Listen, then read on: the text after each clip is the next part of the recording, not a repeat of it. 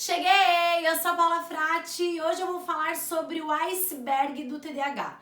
Eu trouxe inclusive um iceberg aqui nessa imagem representado por esse desenho, para deixar bem explicadinho para vocês o que eu quero dizer com isso, certo?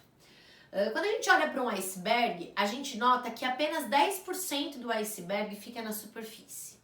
O restante está submerso e o restante representa 90% do iceberg.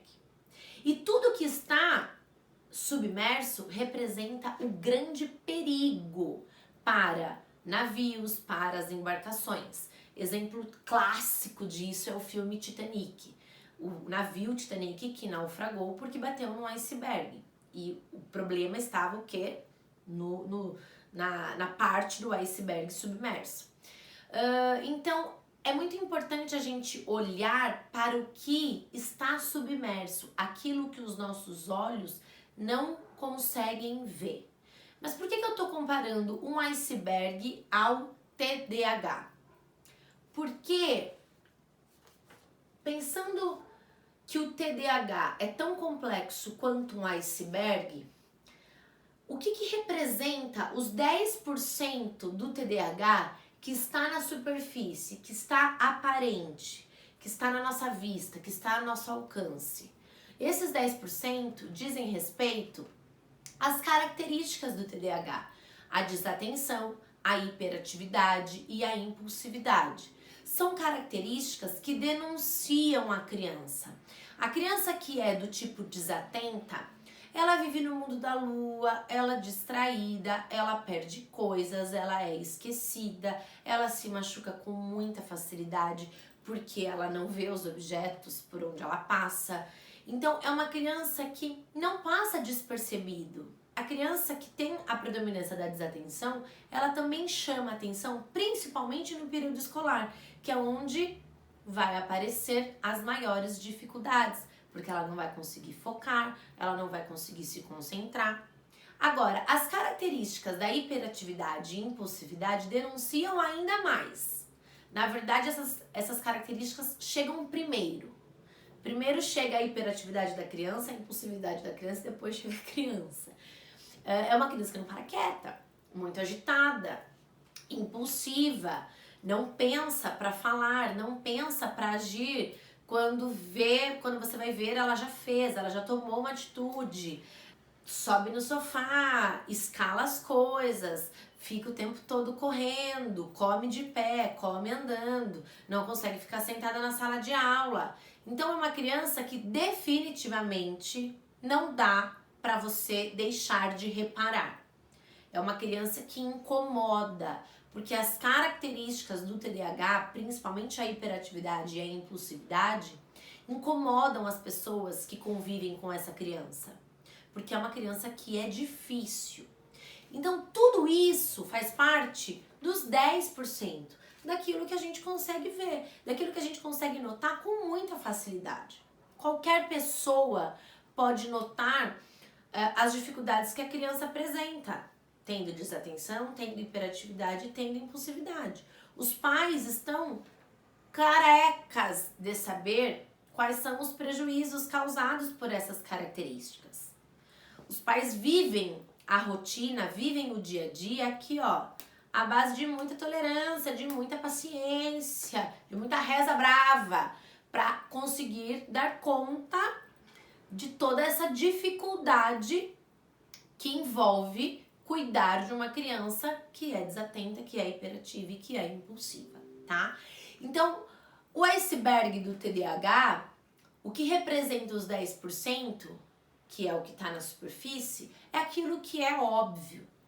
É aquilo que eu não preciso confirmar para você e você não precisa ter uma confirmação de nenhum profissional, porque você, pai, você, mãe, você sabe melhor do que ninguém das dificuldades que você enfrenta.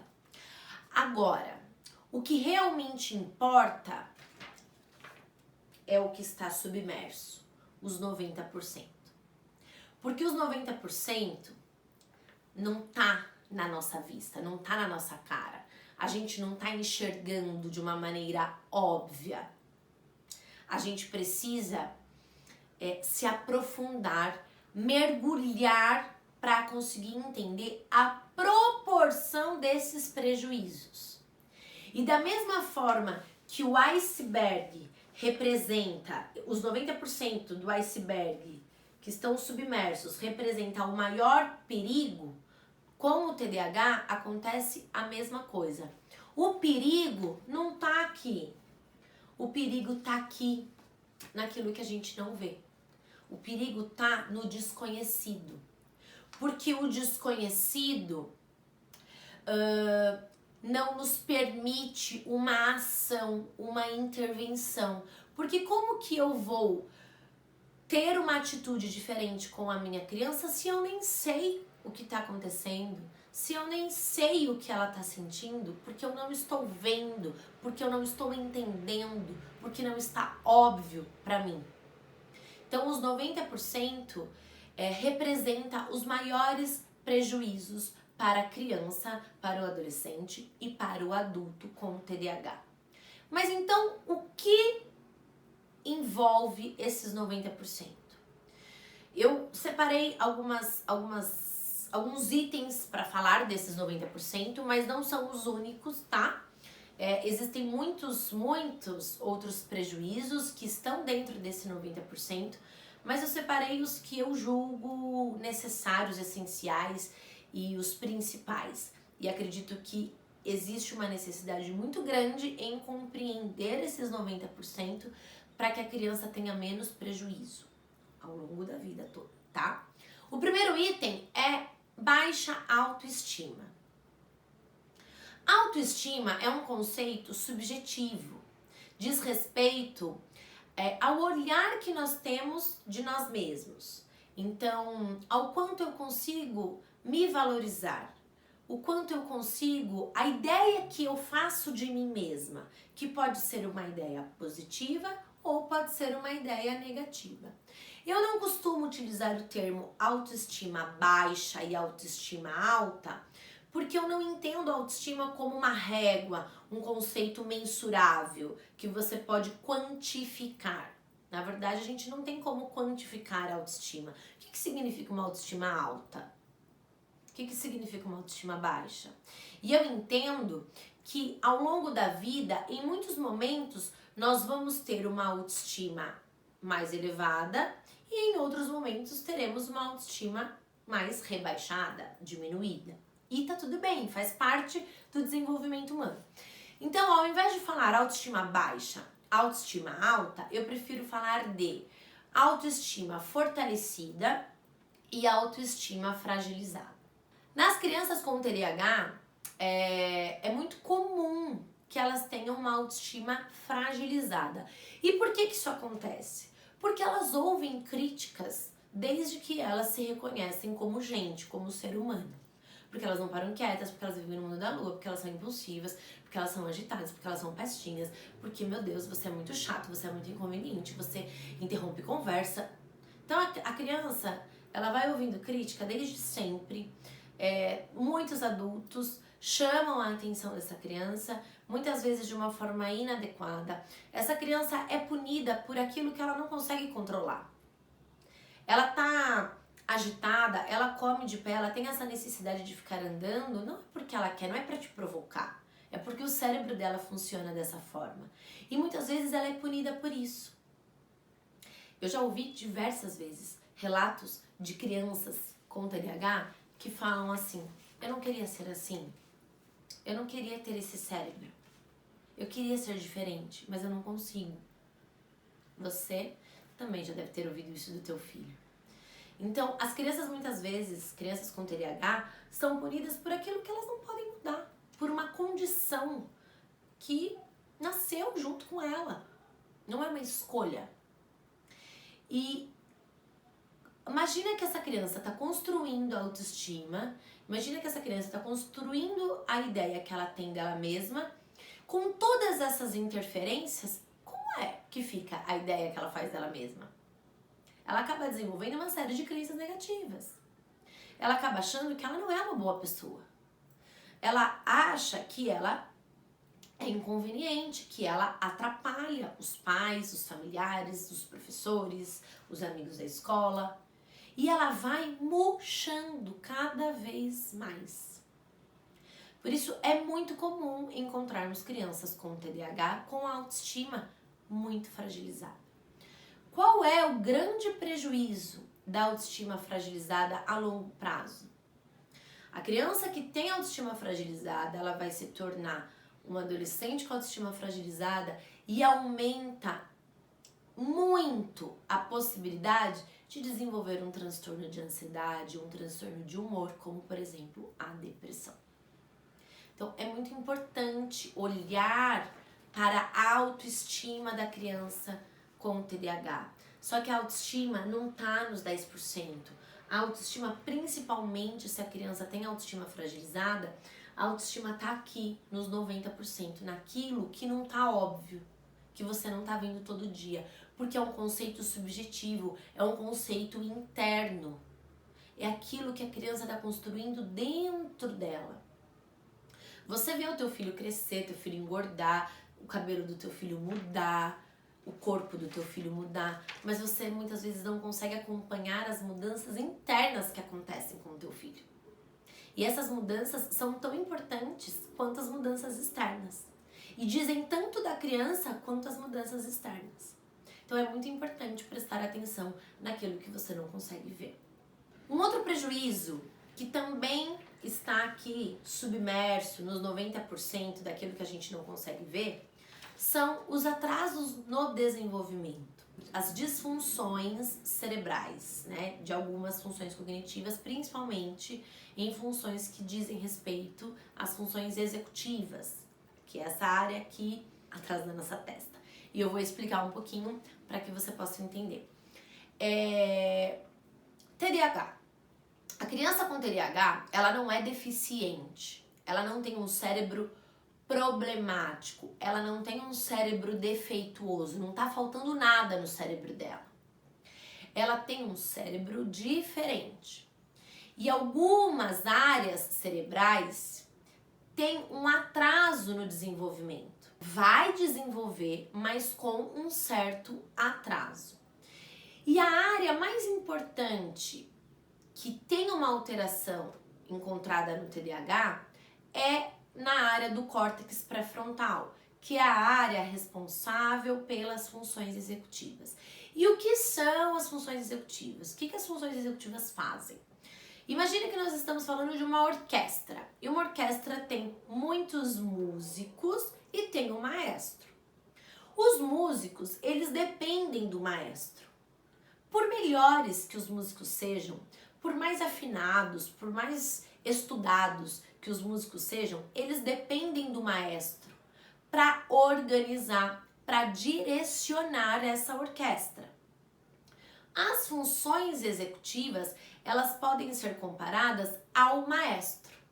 Então, as funções executivas, elas maestram outras funções, elas coordenam outras funções, elas direcionam outras funções. E nas crianças com TDAH, existe um atraso nesse maestro.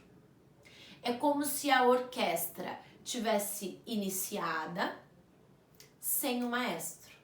E o maestro tá meio perdido, não sabe direito o que fazer, não sabe o que fazer com as mãos, enfim. Eu não entendo nada de maestro e nem de orquestra, mas é só para exemplificar. Eu sei que o maestro tem uma função única numa orquestra. E eu nunca vi uma orquestra sem maestro. Então, eu tô fazendo essa comparação para dar a devida importância às funções executivas. As funções executivas são muito importantes. E elas maestram outras funções. Vou dar um exemplo bem básico. As funções, elas dependem uma da outra. Às vezes eu recebo aqui no meu consultório, para fazer avaliação neuropsicológica, crianças com queixas de memória, de falha de memória, dificuldade de memorizar. E aí, quando na avaliação, eu percebo que a criança tem a memória totalmente preservada. Mas o que ela não tem? A atenção preservada. E se você não presta atenção, você não memoriza. Então, as funções, elas dependem uma da outra, elas estão muito conectadas. Então, é óbvio que nas crianças com TDAH, elas vão ter dificuldade de memorizar algumas coisas, algumas situações, enfim, alguns conteúdos, porque elas têm um prejuízo atencional e a memória depende da atenção.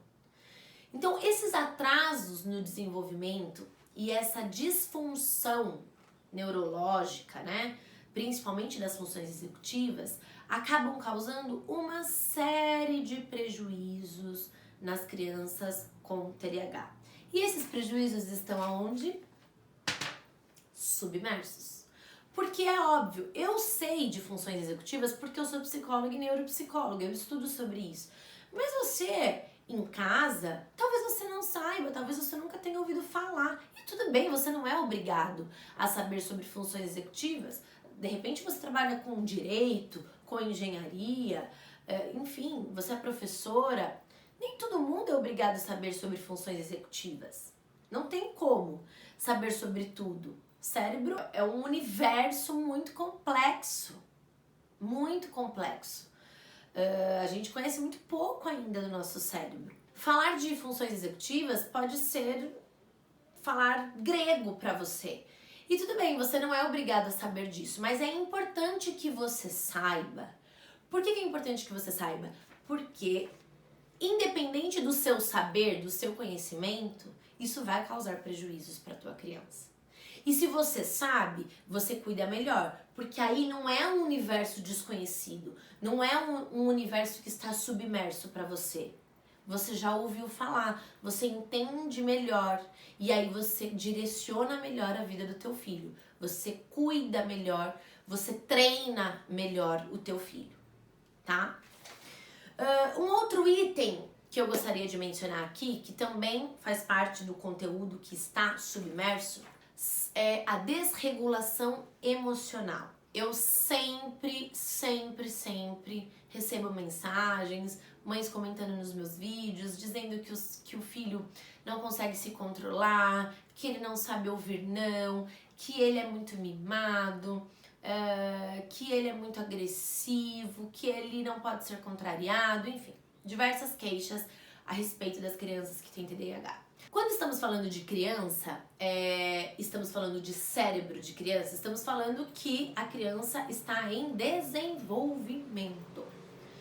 E a criança, quanto menor, mais emocional ela é e menos racional.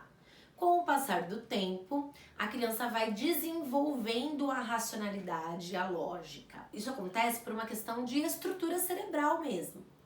O cérebro termina de se desenvolver com 23, 24 anos. Então, crianças muito pequenas não têm o cérebro desenvolvido totalmente. E tem um lado emocional já desenvolvido, a criança já sente muitas coisas, é por isso que as crianças fazem birras, é por isso que as crianças têm crises de choro, de manha, mas não tem a lógica desenvolvida, não sabe muitas vezes escolher direito, não sabe pensar racionalmente, porque o lado racional não está plenamente desenvolvido, está em desenvolvimento. E as crianças com TDAH, elas têm mais prejuízos no que diz respeito às habilidades emocionais.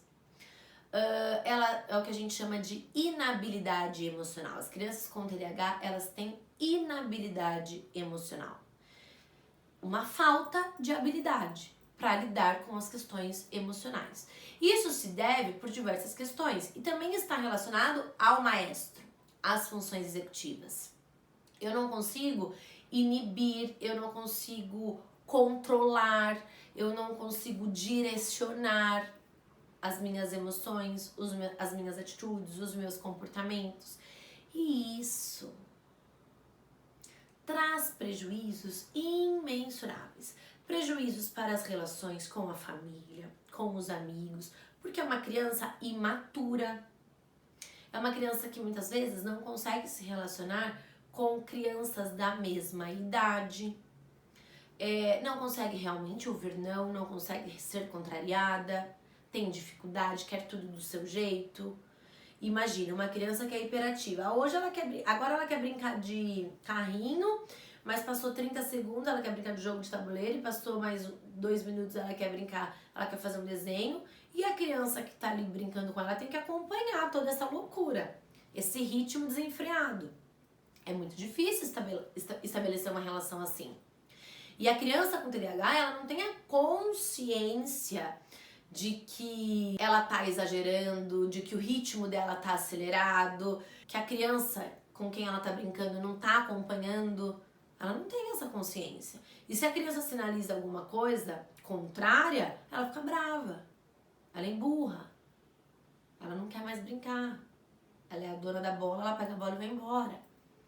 Então tudo isso acontece por conta dessa imaturidade, dessa dificuldade em lidar com as emoções. E isso mobiliza crises de ansiedade, crises de choro, ataques de birras, crianças que são muito desafiadoras com autoridades, com professores, com pais, enfim. Crianças que são impulsivas e aí acabam tendo comportamentos agressivos. Ou seja, o impacto disso na vida desta criança é muito grande. Só que esse impacto, ele é silencioso. E só que porque ele tá aqui, né? No conteúdo submerso. Ele tá acontecendo devagar. E aí você que é adulto, você fala, não dá bola pra isso. Depois faz outro amigo, não dê bola, não tem problema, não quer brincar com você, tá bom, não dê bola, vai fazer outro amigo, vai brincar de outra coisa. Só que aquilo vai minando a criança e a criança vai perdendo cada vez mais a habilidade de fazer e manter amigos. Ela vai acreditando que ela não é capaz, que ela não consegue, que ela é chata, que ela é burra, que ela é feia, que ninguém gosta dela. E isso vai tendo impactos na autoestima. Entende como as coisas estão totalmente ligadas? E esses 90% são muito importantes, porque eu acho que eles definem o rumo das coisas. Eles definem os prejuízos ou os benefícios que a criança vai ter com o TDAH. Um outro item que eu quero falar, né, que está aqui também presente nos 90%, é o conceito distorcido do tempo. Eu não sei se você já reparou, mas crianças com TDAH não sabem muito o dia da semana, o mês, a hora. Elas ficam bem perdidas no que diz respeito ao tempo. E o conceito é muito distorcido. Então, quando vai contar uma história, não sabe se isso aconteceu ontem, semana passada, se isso já faz muito tempo, se aconteceu agora. Não sabe horas, né? Não sabe ver horas, não sabe se localizar no tempo. Então, eu sei que nós estamos na metade do dia, então deve ser mais ou menos umas 3h30, 4 horas. Não, a criança não tem essa noção. Criança com TDAH não tem essa noção de tempo.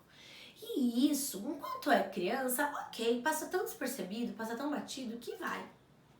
Agora, conforme a criança vai crescendo, isso acaba sendo uma vergonha para a criança. Eu fiz a avaliação de um adolescente de 14 anos e ele não sabia o horário que ele saía da escola, ele não sabia o horário que ele entrava na escola. Então, ele se localizava da seguinte forma, eu vou para a escola depois do almoço e eu saio, já tá quase noite. Mas ele não conseguia dizer se ele ia para a escola 12h30, 1h, 1h30, ou se ele sai às 6, às 5. Ele não sabia dizer. Só que ele tem 14 anos. E aí como é que esse menino vai organizar um rolê na linguagem dos adolescentes com os amigos? Vamos no cinema, vamos todo mundo no shopping. Hoje a gente vai fazer um rolê no shopping. Qual é o horário? Não sei me organizar no tempo e no espaço. Ou então, pior ainda, aí tudo bem, os pais vão ajudar. Filho, 4 horas, você marcou de ir no cinema com seus amigos às 5, tá? Então vai lá, se arruma, tal. Beleza. Filho, eu vou te buscar umas 7h30, 8. Essa criança, esse adolescente não sabe, tá perdido no tempo. Como é que fica essa comunicação com os pais? Então, causa muitos prejuízos, mas prejuízos silenciosos. Prejuízos muito silenciosos. Fora que, muitas vezes, os amigos tiram sarro porque não sabe ver hora, porque não tem noção do tempo, vai contar uma história. Às vezes a história aconteceu ontem, fala que aconteceu há muito tempo. Totalmente perdida, uma criança perdida. E, por último, o último item, né, que eu quero trazer aqui para esse conteúdo também que está submerso. E lembrando que todos esses itens que eu trouxe são itens para reflexão, mas não são os únicos, existem muitos outros prejuízos e muitos outros itens que devem ser pensados sim com carinho, com atenção. Mas o último item que eu quero trazer aqui é a dificuldade de aprendizagem, né? A incompatibilidade escolar. É uma criança com TDAH, não são todas as crianças com TDAH, porque nem todas têm o prejuízo escolar, mas muitas têm, e muitas têm a comorbidade de ter algum transtorno de aprendizagem, como dislexia, descalculia, enfim. E isso acaba agravando ainda mais o caso. Mas a incompatibilidade escolar está muito presente em crianças com TDAH. São crianças que não conseguem acompanhar os amigos, não conseguem acompanhar a professora, o que está sendo passado, o que está sendo ensinado. E isso acaba se transformando numa grande bola de neve. E se nós estivermos falando de uma criança que está matriculada num ensino privado, numa escola particular, essa criança ainda tem chance de aprender, porque ela pode ser reprovada, ela pode ter a chance de aprender de novo. Mas, quando estamos falando de uma criança que está no ensino público, municipal ou estadual, a situação se agrava, porque são escolas que não reprovam. Então, eu já atendi adolescentes no 7º ano, no 8º ano, que não estão alfabetizados. E isso é o fim da picada. É um absurdo sem tamanho. Imagina uma criança no 7º ano que não está alfabetizada e com plenas condições de ser alfabetizada. Essa que é a grande questão. Porque tudo bem, se a criança tem uma deficiência intelectual que agrava ainda mais o caso, ou se tem outras comorbidades, como por exemplo o TEA, a alfabetização de fato fica mais difícil. Mas se estamos falando apenas do TDAH, a criança ela tem plena capacidade de aprender. Mas ela tem necessidades específicas e ela precisa ser olhada nas suas necessidades específicas, porque ela vai apresentar dificuldade. Agora, se ninguém está preparado para lidar com essas dificuldades, vai ficar muito difícil. E aí imagina uma criança no 7º ano que não está alfabetizada, como é que está a autoestima dessa criança? Como é que está os atrasos no desenvolvimento? Porque eu falei dos atrasos no desenvolvimento e das funções executivas, mas eu esqueci de falar algo muito importante. O nosso cérebro, ele é plástico. O que isso significa? Ele é moldável. Nós podemos moldar o nosso cérebro. E quanto mais estimulação a criança recebe, quanto mais incentivo a criança recebe, melhor ela molda o cérebro. Então, existe sim esse atraso no desenvolvimento? Existe, mas ele pode ser reparado. O TDAH é o transtorno mais tratável da psiquiatria. E o TDAH da tua criança pode ser treinado. Vai depender de você, dos profissionais envolvidos no caso. Muito mais de você, né? Que tá com a tua criança todos os dias, 24 horas por dia. Vai depender de uma escola, do apoio da escola, dos professores. Mas é absolutamente treinável. Então, eu falei dos atrasos no desenvolvimento, mas eu não falei que é absolutamente possível moldar esse cérebro e deixar esse cérebro adequado para a idade e para o desenvolvimento daquela criança. Então, todos esses prejuízos que eu falei, né, que estão aqui nos 90% submersos, aquilo que a gente não vê, aquilo que a gente não enxerga, tudo isso pode ser cuidado. E como que você pode cuidar desses 90%? Primeira coisa, se informando sobre aquilo que você não conhece. Você não é obrigado a saber de tudo. Ninguém nasce sabendo. Mas você tem plenas condições de aprender. Eu não nasci psicóloga, mas eu me tornei psicóloga. Eu não nasci sabendo sobre TDAH, mas eu estudo sobre o TDAH. Então, óbvio que cada dia eu sei um pouquinho mais. Você não sabe tudo sobre o TDAH. O TDAH caiu de paraquedas na tua vida. É uma novidade. Você não tem noção dos prejuízos causados pelo TDAH, do que a medicação pode fazer, do benefício, do prejuízo. Você não sabe. Você está tentando entender esse universo agora, porque você descobriu o TDAH da tua criança agora. Ok, não tem problema nenhum. Mas o que vai definir o rumo das coisas, primeiro, é a informação que você consome. Se você fica muito fixado só nos 10%, só na desatenção, só na hiperatividade, só na impulsividade, você vai trabalhar só como bombeiro. Ai, minha criança tá muito agitada hoje, então vou apagar esse fogo aqui agora. Ai, amanhã tem prova, então tem que estudar hoje, então vou apagar hoje. Só que você não olha pra isso daqui. E se você não olha para os 90%, você vai causar muitos prejuízos pro teu filho. Não você. Não tô dizendo que a culpa é tua. Não quero que você entenda dessa forma. Mas esses 90% vão consumir a vida da tua criança, porque estamos falando de 90% contra 10%. Então eu acho que você não é o culpado, mas você é responsável por dar contorno ao tratamento do teu filho, por direcionar o TDAH do teu filho. Você é responsável. E a melhor coisa que você pode fazer por ele é se informar, é entender melhor. Assistindo vídeos, lives, lendo, buscando informações na internet. Tem muita coisa boa na internet, tem muita coisa ruim também, mas tem muita coisa boa. Tem ótimos profissionais falando sobre o assunto. E é muito importante que você esteja em alerta o tempo todo, prestando atenção. Porque quanto mais informado você estiver, mais preparado você estará para ajudar o teu filho. Então, vamos nos atentar aos 90%, aquilo que está submerso, aquilo que os nossos olhos não alcançam, mas que são de extrema importância e merecem o nosso respeito, a nossa atenção e o nosso cuidado. Certo? Conte comigo e até o próximo vídeo. Um beijo!